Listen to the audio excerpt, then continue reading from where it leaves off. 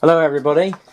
In an earlier video I showed how you can make small panels such as this one for use in scroll saw work or fretwork or any general woodwork for that matter, by gluing strips together. Now in my early days I couldn't afford bar clamps and things. I only had a couple, I suppose, and I was always needing to glue panels together, so I devised a system of how to make up small panels without using bar clamps. So what I'm going to do now is hopefully show you how I did it just using odds and ends. First thing to do, I've got the strips here ready. Now what I've done in the past, these are, sorry about that, I'll edit that bit out, I know the camera. I made these various clamps up. They're basically just strips of hardwood's best. Obviously you could use softwood, it's whatever you got. This is some bits of mahogany that was come from a place that made old door frames, and I salvaged these strips of mahogany. All you need is two strips basically with holes in. You need some coach bolts and wing nuts, and you can actually, if you wish, make these holes elongated or slotted so you can adjust the bolts along. Personally, I prefer the holes, and there's a reason for that which I'll show you a bit later on. You can use these with bar clamps if you want to hold the wood down flat. You tighten it down onto the timber, which stops it bowing up or anything whilst it's being clamped. But the method I'm going to show you today shows how you can join a board up without actually having any clamps, if you don't have any to spare or if you haven't actually got any. I've got various sizes of these. You'll also notice I've got quite long bolts and lots of spacers. They're not anything particular, they're just odds and ends that you find in your junk box. These are some old nuts, and these are spacers off an old Hoover washing machine actually, and your wing nuts.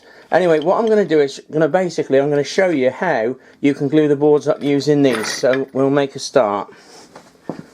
The first thing to do, I'll move the camera around, that's the first thing to do, so you can see what's going on hopefully. It's a bit of a job trying to film it and actually talk and do the work at the same time, but I'll have a go.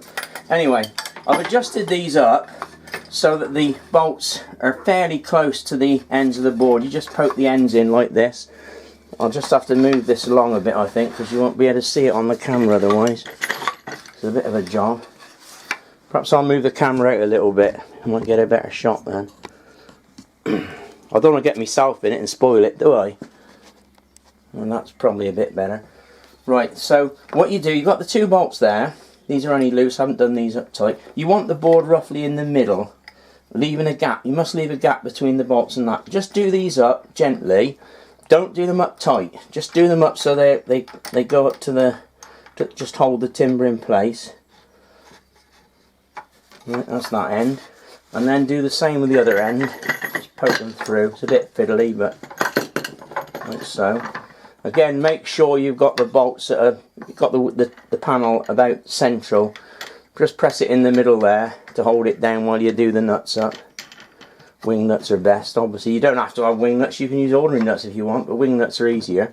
Right, so having done that, the next step is, if you've got clamp, I mean, you can use like that now. You can just tighten those up loosely, put your bar clamps on if you've got them, and these will actually hold the boards together and flat while it's clamping. But for the purposes of this demonstration, we haven't got any bar clamps, so I'm going to show what you do. Right, what you need to do is to cut some wedges. In this box here you'll see various sizes of wedges. They've got to be fairly steep angle. There's different thicknesses because you need the right size for the size of the panel you're gluing up. So obviously that's much too thick for that thin panel. So you have to choose wedges, like these are thinner ones made for smaller panels. They don't have to be exactly the same. As long as they're smaller, they don't have to be bigger. Depends on the size you're using. Now I've got some here ready cut. These are just some bits, they're only scrap, they're bits of scrap oak. So what we'll do, we'll move around and I'll show you what you do next.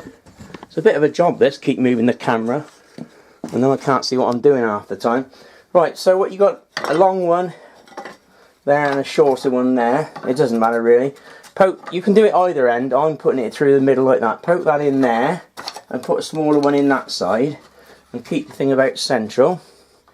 And then do the same on this one. Alright, pop that in there. That one wants to go down a little bit, just loosen those off a tiny bit. Doesn't matter if these are square or not, and as I say, don't tighten them up too much.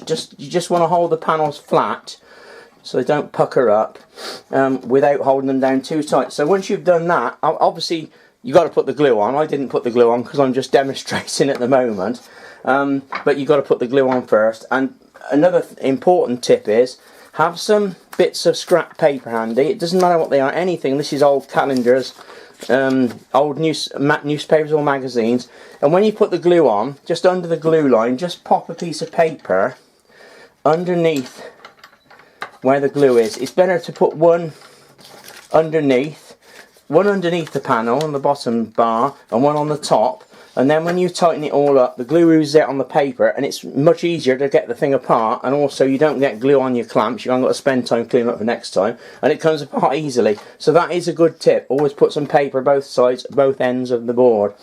I'm not going to do it in the moment because I haven't got any glue on yet. Just say anything will do. I use old newspapers or magazines or whatever. Once you've got these done up, as I say, not too tight, is you only got to hold the board flat, that's all, at this stage. And then all it is just a matter of getting a hammer and just clouting the wedges. You can do, I mean, so you might find it easier if the wedge is going that way. I usually do it this way, because they just keep tapping them.